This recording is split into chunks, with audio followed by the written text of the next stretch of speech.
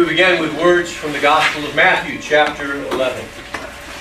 Come to me, all you who labor and are heavy laden, and I will give you rest. Take my yoke upon you and learn from me, for I am gentle and lowly in heart, and you will find rest for your soul.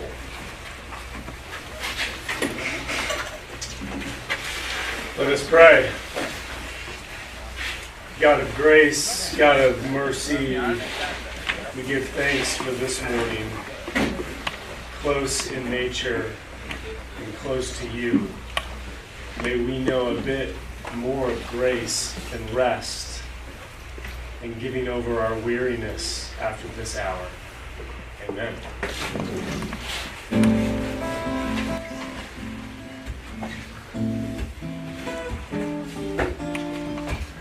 Fly me to the moon, let me play out on the sun. Let me see what spring is like on Jupiter, Mars. In other words, hold my hand. In other words, baby, kiss me. Fill my heart with song. Let me sing forevermore. You are all I long for, all I worship and adore. In other words, please be true. Yes, in other words, I love you.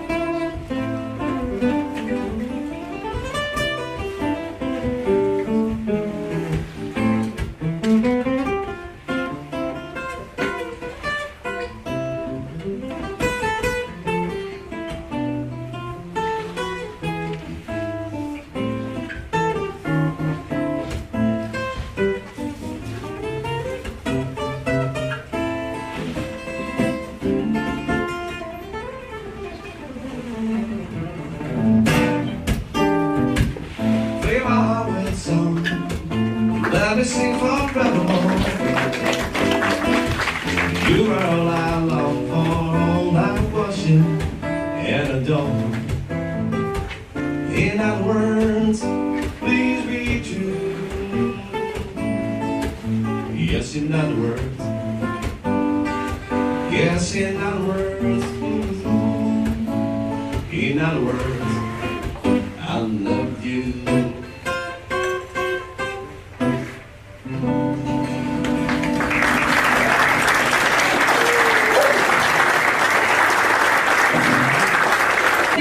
Well, good morning. Good morning. For those of you who have never been with us or just didn't get around to it, there is a guest book over at the table over there. You can put your information down there and we'll give you our information. We can exchange pleasantries that way. Say hello to those you're seated near.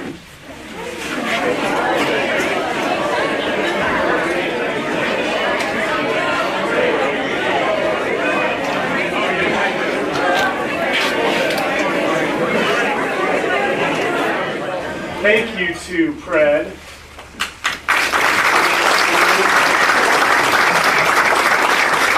Yesterday we had an outstanding day in the community garden behind the Glen Rowan house. And we had many hands out there making quick work, and now it just looks really beautiful. So for the next coming weeks, we'll be there 7:30 to 9:30 in the morning. The reason for the early start is because you're still in the shade from 7:30 to about 9:30. But that is happening. If you want to know more, come and chat to me after the service or send me an email or whatever it is. Tom? Well, if you have been to the community church down at the beach, you know that we kind of divide the message up in two parts, and so this is the first part. Excuse me. And also, if you've ever been in our church and heard me preach, you know that it kind of, or hopefully, is quite different all the time. Sometimes I endeavor to be a teacher and share some learnings. Other times, my hope is to inspire and lift you up. Other times, I feel like my job is to offer a challenge to make us all better people. And finally, there are times when it seems right to really just offer comfort and care, because every single one of us is always fighting some kind of battle. Well, this morning, I play a role that I almost never play, and that's preacher as prophet. Now, that mostly doesn't feel right to me, because the whole idea of my telling you all what's messed up with your lives, when pretty much my life is every bit as messed up as all of yours, doesn't feel right. The other thing I'd say, and I won't mention any names, but in the last 30 years that I've been in town, there was a person who was a minister at another church in town, and he didn't last very long. And partly was because his vision of ministry was all prophetic, and he did a pretty good job of telling people what wasn't right in their lives. And as one gentleman from that church said to me, he goes, you know, the problem is I just got so tired of listening to how bad I was. And you know what? That guy plays more golf than anybody I know. So today, I do take a tiny step in the direction of trying to be a prophet. Prophets in the Old Testament were the mouthpiece of God, and they were the people who went to groups and said, you know what, you're heading in the wrong direction, and you need to make a change, and here's what's going to happen if you don't make a change. And so I'm a little uncomfortable with this role, but I also have to tell you that I've been incredibly inspired by a book by David Brooks called The Second Mountain that looks like this. Some of you I know have read it. And so a fair amount of what I share comes from Mr. Brooks. Most of you were around back in the 1960s, or at least were very young, and have grown over the last 50 years. And during the 1960s, there was a rise in our culture that became a culture of individualism. Now, 5 decades later, that individualism has become normative in our society. And to be honest, there's certainly been some wonderful benefits. Beneficiaries have been women. Beneficiaries have been minorities. But what Brooks writes about, and I have to agree, is that as a society we've swung too far in the direction, and we've become a society of hyper-individualism. A society where everybody pretty much does their own thing. And as long as you don't step on somebody else's toes, it's okay. We're a society where everyone's life goals, and most people's life goals, relate to self-actualization and personal fulfillment. It's all about me. The problem with that society, and a society where our zeal for our personal journey is first and foremost, is that it disconnects us with others.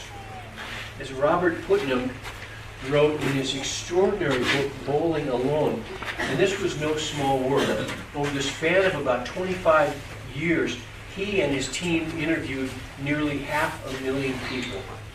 And what they found is that the United States society is filled with people who, versus 1960s, we now sign fewer petitions. We belong to fewer organizations that meet. We know our neighbors less. We meet with our friends less frequently. And we even socialize with our families less. We live in a society where clubs like the Kiwanis and the Lions Club that have been really impacting our communities are dying because no one joins them anymore. The Rotary Club is an example of that. It's still pretty strong around here, but this organization that has done things like virtually eradicate polio in the world and have an incredible impact is now dying. Even to the point where in the Chicago area, there's a Rotary Club where you don't have to show up and enjoy a below average breakfast or lunch with anybody else. They meet virtually. So what is that? Our individualized culture is not the only reason, but it's one of the primary reasons that churches and organized religion in the United States and other places, they're dying. Pretty painful deaths. Why is that? Because churches and religions are organized as groups of people. And we tend not to gather in groups so much these days. And they have shared values. Well, we're not so good at having shared values. We like our own values as how that we want to run our lives. And the vision of the church or religion, well, it's to serve other people.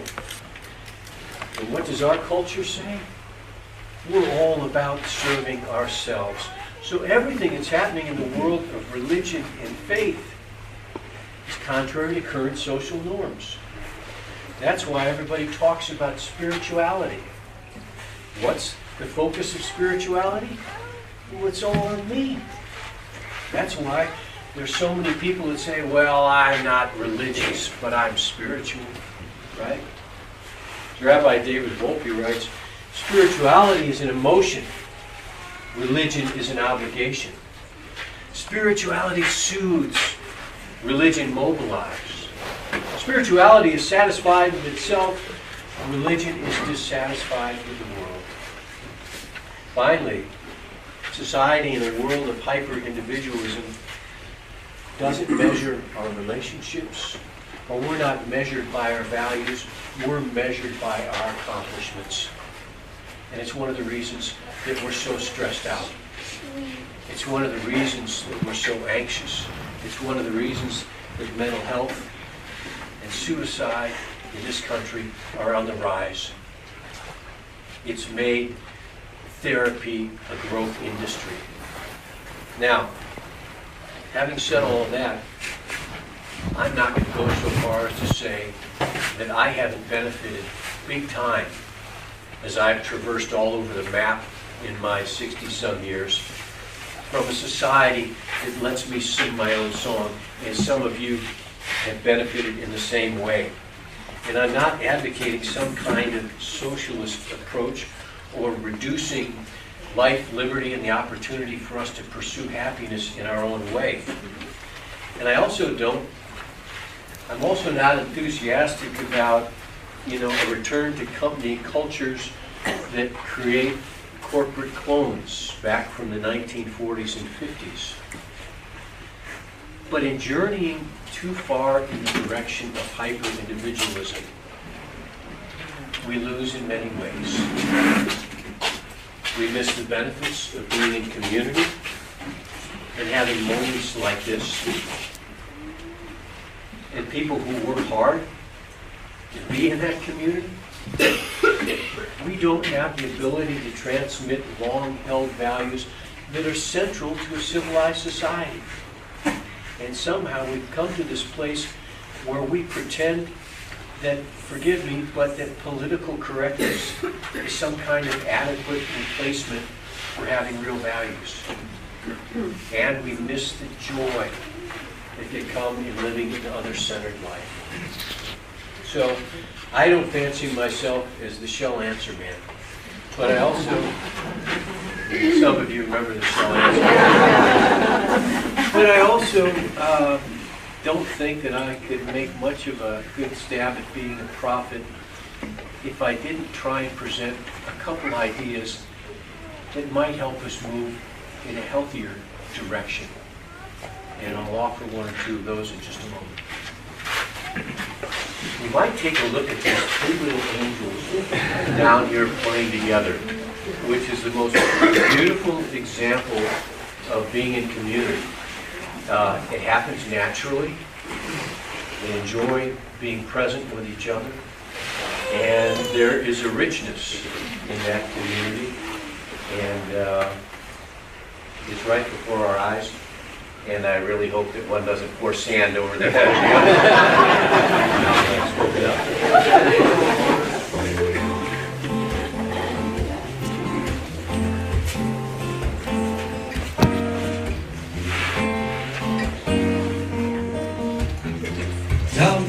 Young and lovely, the girl from Ipanema was walking. When she passes a smile that she doesn't see. When she walks, she's like the samba, swings so cool and sways so gentle. When she passes a smile that she doesn't see.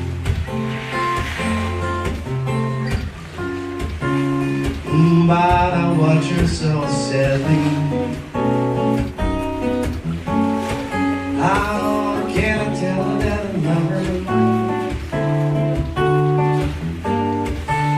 Yes, I would give my heart gladly. But I think when she wants to see, she looks straight ahead of me. Tall and tender, young and lovely, the girl from Ipanema was walking. When she passes a smile that she doesn't see.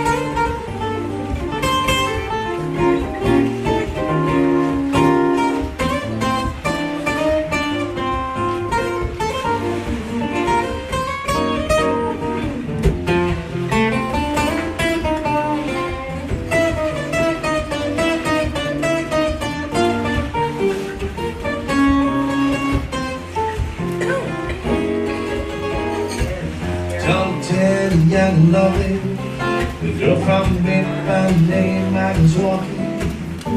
When she passes a smile that she doesn't see. When she walks, she's like a samba, swings so cool and sways so gentle. When she passes a smile that she doesn't see.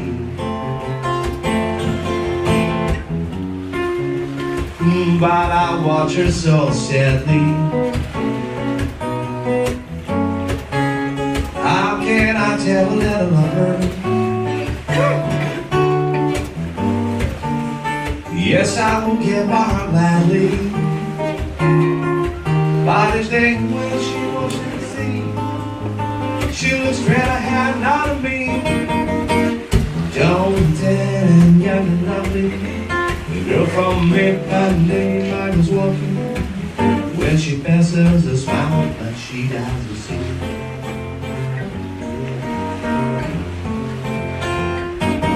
She doesn't see.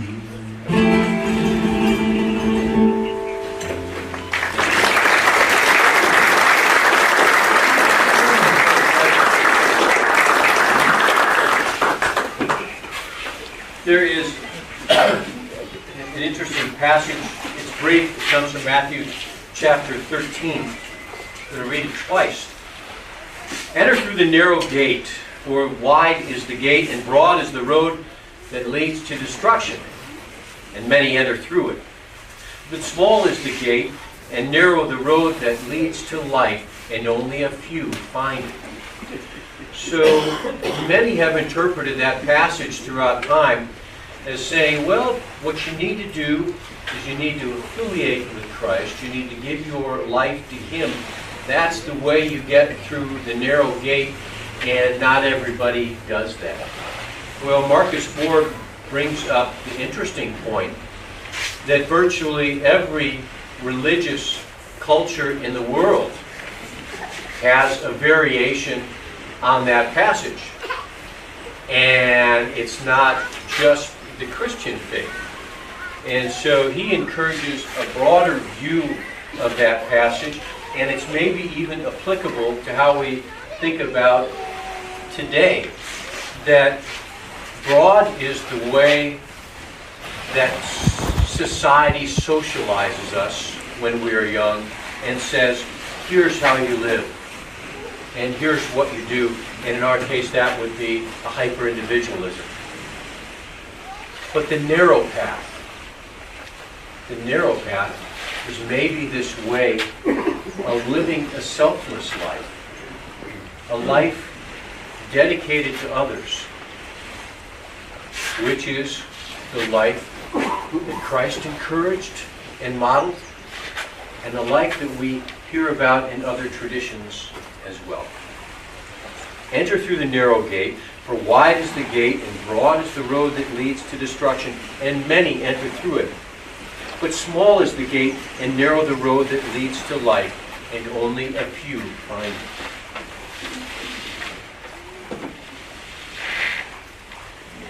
I was a sociology major in college at the University of Utah with Marina, and so we talked about things like human nature and whether there is such a thing. And ultimately, we can't say for sure, but I do believe that there is a kind of human nature, and part of that is about a desire that we have to live in community. Something that was demonstrated in Sebastian Junger's amazing book, Tribe, that I know some of you have read. And one of the stories in Tribe tells of how, in the 18th century, Native Americans and European colonial settlers lived side by side. Unfortunately, they didn't live side by side very happily. And over time, there was a pattern of unhappy European settlers defecting to live with the Native Americans, though no Native Americans were ever recorded to have defected to live with the European settlers. The Europeans assumed, because of some measures of sophistication, that theirs was a superior society. But in many ways, it probably was not. The missing piece, they didn't have the extraordinary kind of community that drew so many to the Native American side. In fact, during the wars that existed, sadly, between the Native Americans and the primarily European settlers, when European soldiers were captured as prisoners, it was recorded time and time again that many, given the opportunity to escape, chose not to. It was about community, at least in part. So first, I believe with all my heart that human beings are meant to live in community, most of us for sure. That's what Nebraska Senator Ben Sass writes about in his powerful book, Them. That the loss of community in our country has led to a deep and pervasive loneliness. We're meant to be in community. There's something about being with others of like-minded spirit that helps us come alive. And I hope this is an example of that. But for a variety of reasons, both good and bad, today's hyper-individualistic culture and society is steering us in a different direction. Second, as a society, We need more than laws and more than political correctness. We need commonly held values like respect to be healthy, a respect that weaves the divergent cultures that this country is made up of and holds them together. Finally, we need to understand the beauty of what today is an alternative lifestyle, a way of living not for ourselves, but living for other people. That's the other-centeredness that Brooks talks about in this book, The Second Mountains. He offers, and I quote, "For 6 decades, the worship of the self has been the central preoccupation of our culture. Molding the self, investing in the self, expressing the self, capitalism, the meritocracy, and modern social science have normalized selfishness. They've made it seem that the only human motives that are real are the self-interested ones. The desire for money and status and power. And sadly, they've silently spread the message that giving and care and love are just icing on the cake of society. Yet there is another way of choosing to live a life that it's about embracing a radical other-centeredness. And as you hear what Brooks says, there will be people who will pop into your mind that you know live this kind of life. Think about who you know that fits this. Brooks writes, "Every once in a while, I meet a person who radiates joy. There are people who seem to glow with an inner light. They're kind, tranquil, delighted by small pleasures, and they're grateful for the large ones. These people are not perfect. They get exhausted and they get stressed. But they live for others and not for themselves. They've made unshakable commitments to family, to a cause, to a community, to a faith. They know why they were put on this earth and derive a deep satisfaction from doing what they've been called to do. Life isn't easy for these people. They've taken on the burdens of others, but they have a serenity about them, a settled resolve. They are interested in you and make you feel cherished and known. They take delight in your good. When you meet these people, you realize that joy is not just a feeling, it's also an outlook. There are temporary highs we all get after we win some victory. And then there's also this other kind of permanent joy that animates people who are not obsessed with themselves, but have given themselves away. As I read and also listened to Brooks' inspiring book on the Second Mountain, and read about people who lead these other-centered lives, I kind of wondered to myself, sort of like a kid dreaming about if someday they could grow up and be Anthony Rizzo. Or how the young product manager sits in their cubicle at Abbott and wonders if maybe someday they could be the next Miles White. I couldn't help but wonder, well, do I live on that second mountain? Have I sufficiently quieted my ego needs? Do I really give? Or do I give just so deep down inside I know that's how I can get? I bet if you read this book, you're going to ask yourself some of those same questions. And likely reflect on who in your world you've met that lives that other-centered kind of life and lives for something beyond themselves.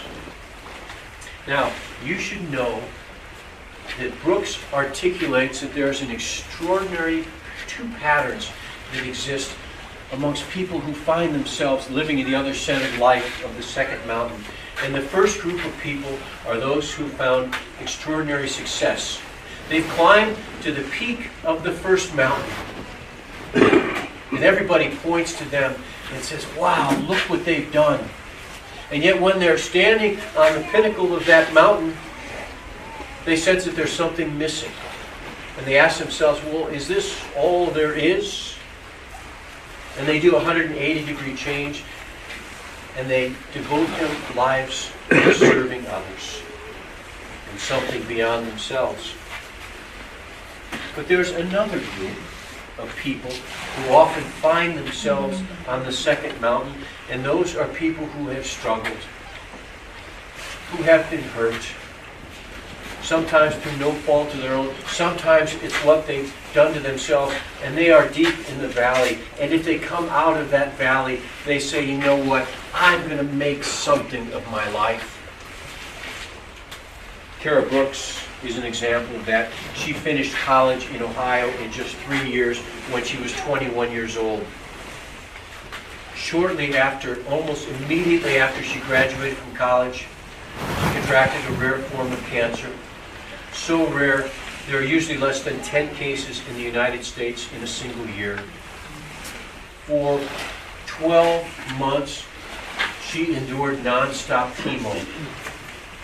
She was deep in the valley, but she came out of it. And she said, I have to live a life that means something.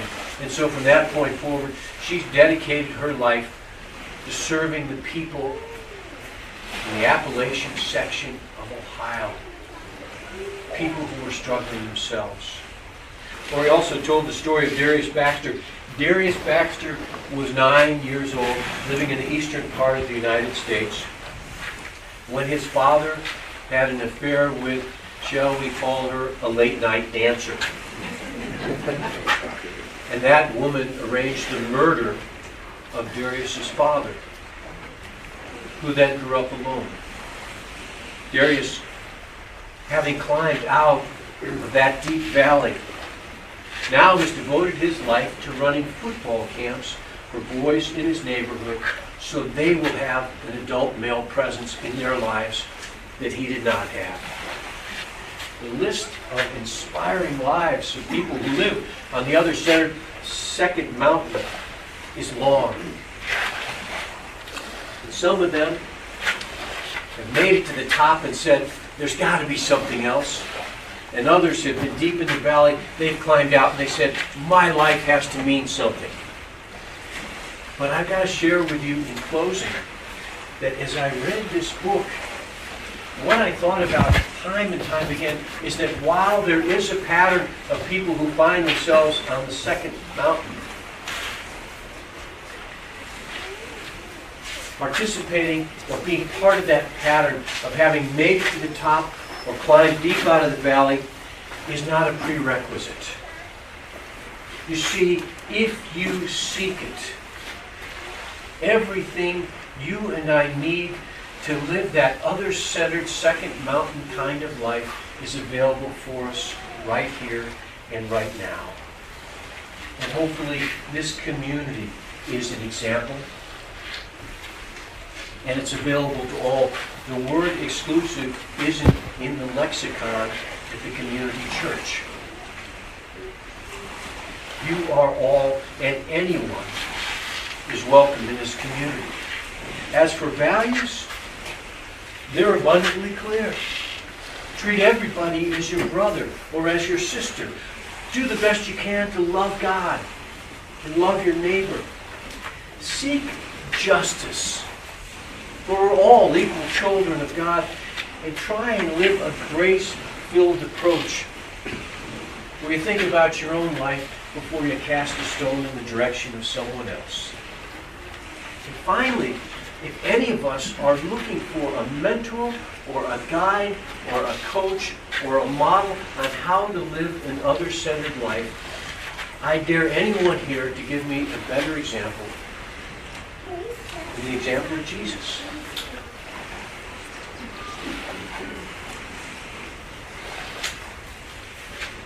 friends, we live in a funky time. We could probably all agree on that. But amidst the challenge of living in a hyper-individualist society, there is this kind of ironic beauty, because that means there is absolutely nothing in the way or stopping us from choosing to live a life for others. Amen.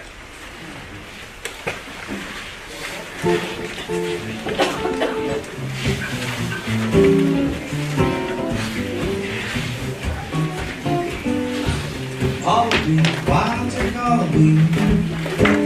Can't you see that I'm no good without you?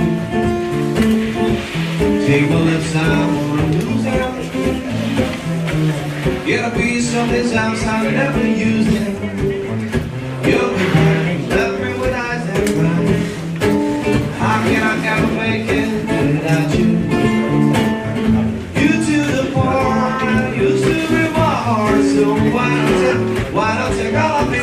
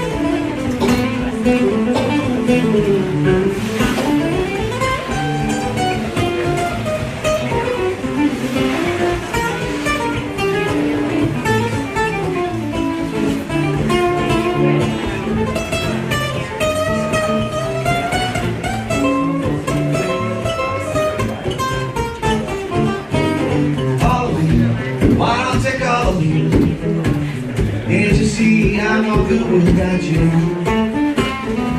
take my left side, wanna lose them. Get a piece of this house, I'll never use them. You'll go by and left me with eyes that cry. How can I ever make it without you? You do the bar, you stick in my heart. Why don't they call me? Why don't they call me?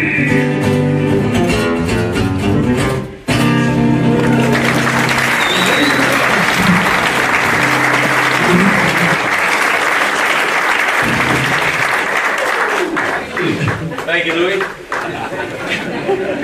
can get started, just one second. Friends, amazing news amidst the wackiness of the world in which we live, and that's that there's nothing stopping you or me from living the lives we yearn for.